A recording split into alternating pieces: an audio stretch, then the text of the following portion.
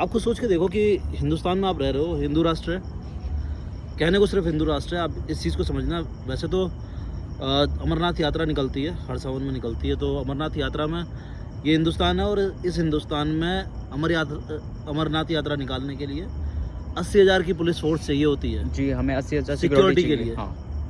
और जब ये सिर्फ इसलिए चाहिए होती है क्योंकि हिंदू मुस्लिम सिख ईसाई चारों भाई भाई।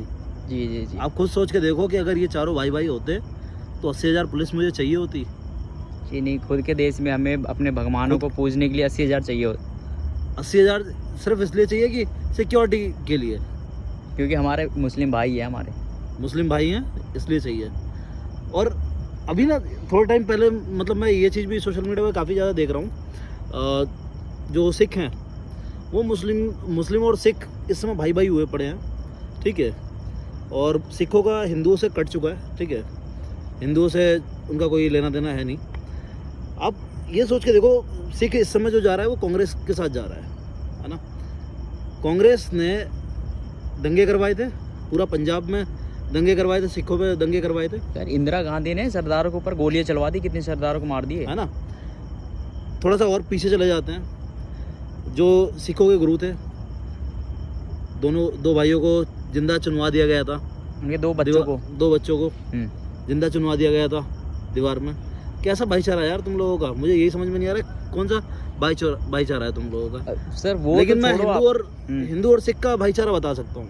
लेकिन ये जो सिख है, इनकी क्या मजबूरी हो गई कि ये मुस्लिम के साथ जाके जुड़ रहे हैं, उनके साथ खाना पीना उठना बैठना, उनकी बुराई करते नहीं थक रहे वो।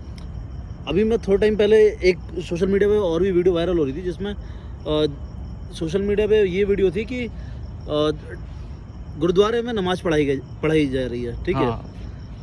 मुझे ये समझ में नहीं आया कि गुरुद्वारे में नमाज पढ़ाई किस लिए गई है, ठीक है, कौन सा भाईचारा कायम करना है। और सर पढ़ाई भी गई तो चलो कोई नहीं, उनकी मर्जी है पढ़ाई की, लेकिन एक हिंदू योगा कर रहा उन पे FIR हो।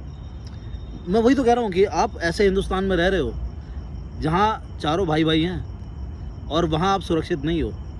ऐसा कौन सा भाईचारा है कि आप सुरक्षित नहीं हो। और फिर ये मुस्लिम हमें बोलते हैं कि अगर हिंदू तुम्हें प्रॉब्लम है तो तुम छोड़ के चले जाओ। बताओ।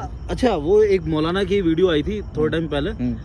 मौलाना ये बोल रहा है कि जिसको भी हमारे धर्म से दिक्कत है, जो हम कर रहे हैं एक्टिविटीज, उससे अगर दिक्कत है आपको तो जो हमारी एक्टिविटीज हैं उससे कोई दिक्कत है तो आप हिंदुस्तान छोड़ के चले जाओ, ये मुल्क हमारा है।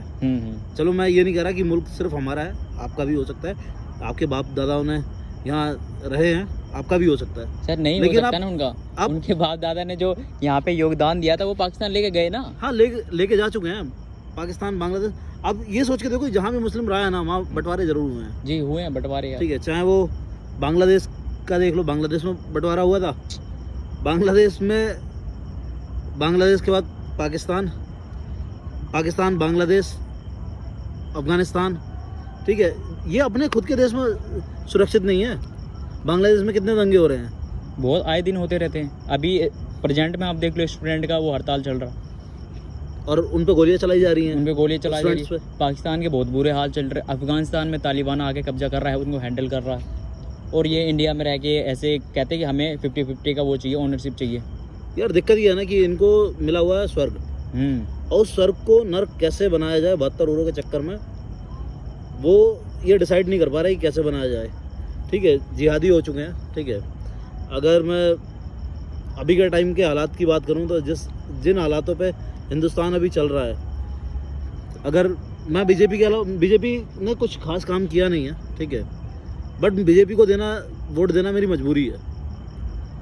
बीजेपी ने जो भी काम किए हैं, जो भी स्टेप्स लिए हैं, वो आज से 50 साल आगे के सोच के लिए हैं, इसलिए मैं वोट दे रहा हूँ बीजेपी को। बीजेपी को मालूम है, योगी आदित्यनाथ को मालूम है कि अगर उत्तर प्रदेश में भी यही चलता रहा, अगर उत्तर प्रदेश में बीजेपी नहीं रही तो 110% है कि उत्तर प्रदेश का जो हालात होगा वो बंगाल से भी बदतर होगा।